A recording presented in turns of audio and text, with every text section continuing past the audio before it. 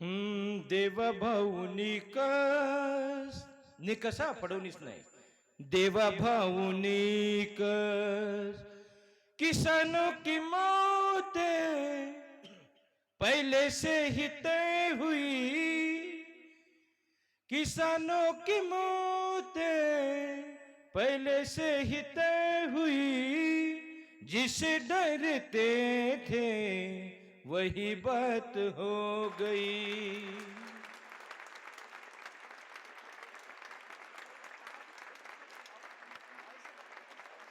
निवडणुकीच्या वेळेस आपले मुख्यमंत्री म्हणाले होते की 7-12 कोरा करू.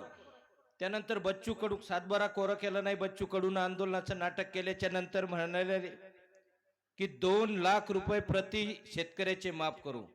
आणि आता ज्या शेतकऱ्यांनी महात्मा फुले कर्जमाफीचा लाभ घेतला, ज्यांनी कर्जमाफी घेतली त्यांना फक्त 50,000 रुपये कर्जमाफी करू.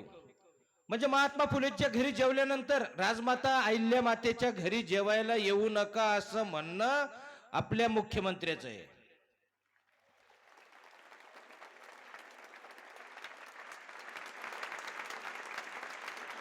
मला सांगा, मुख्यमंत्री म्हणजे फक्त पंक्तीत वाढणारे वाढण्याचं काम करावं. जेवू घालणारा आणि जेवणारे पाहून घेतील. बाकी यांचा कार्य एवढ्याचे फक्त वाढायचं. मुख्यमंत्री जरी शेतकऱ्याचे पुत्र नसले पण बाकी आमदाराचे मायचे नवरे तर शेतकरी आहेत ना. मायचे नवरे म्हणतो म्हणजे आमदाराचे बाप.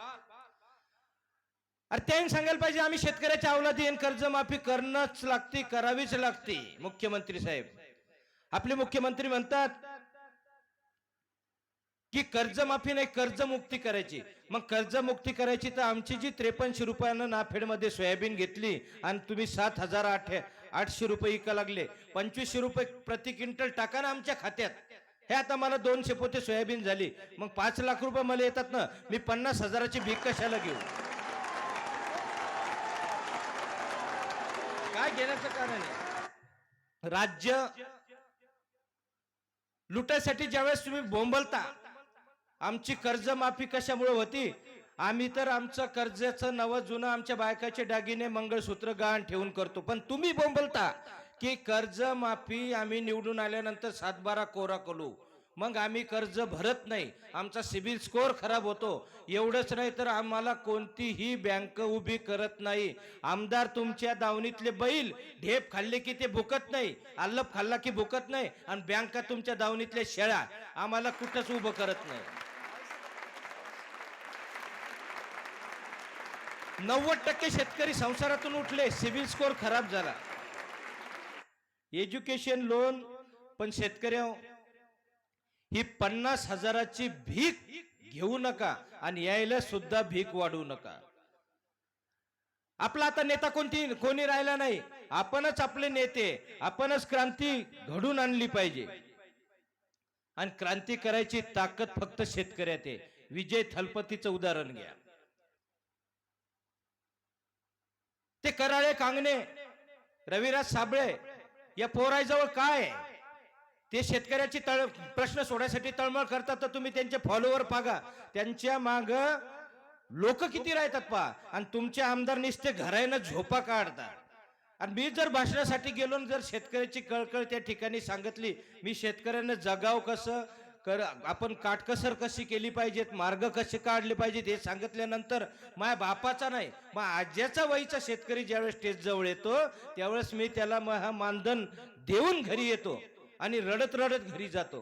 कारण आमच्याजवळ सत्ता नाही, आमच्याजवळ पैसा नाही, आम्ही काय करू शकतो. पण तुम्हाला सांगतो, तुम्ही सत्तेचा गैरवापर केल्यानंतर या जन्मात विमानानं फिरसाल, पण दुसरे 10 जन्म डुकर बनून नरकात जासाल. शेतकऱ्याचा श्राप खरा नाही.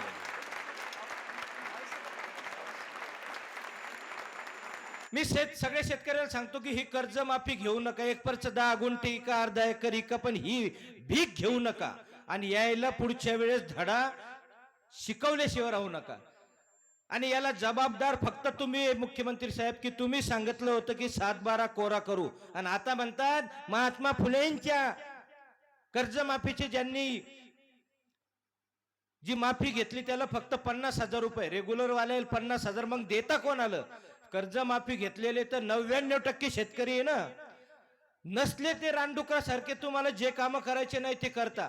रानडुकरासारखे कोणते पण रस्ते उकळून टाकता तुम्ही, नवे करता. तुम्हाला कोणी म्हणत नाही हा रस्ता बनवा. आमच्या इकडे एक रोड चालला, फक्त अर्ध्या घंट्यानं तिथून काळं कुत्रं जातं, एखादी मोटरसायकल जाते, बाकी अजिबात रहदारी नाही. तरी तो रस्ता 10,000 कोटी रुपयाचा बनवून चालला. त्याचं कारण आहे तुमच्यासारखे, तुमच्यातलेच आमदार सांगा लागले की आम्हाला 35% कमिशन आहे.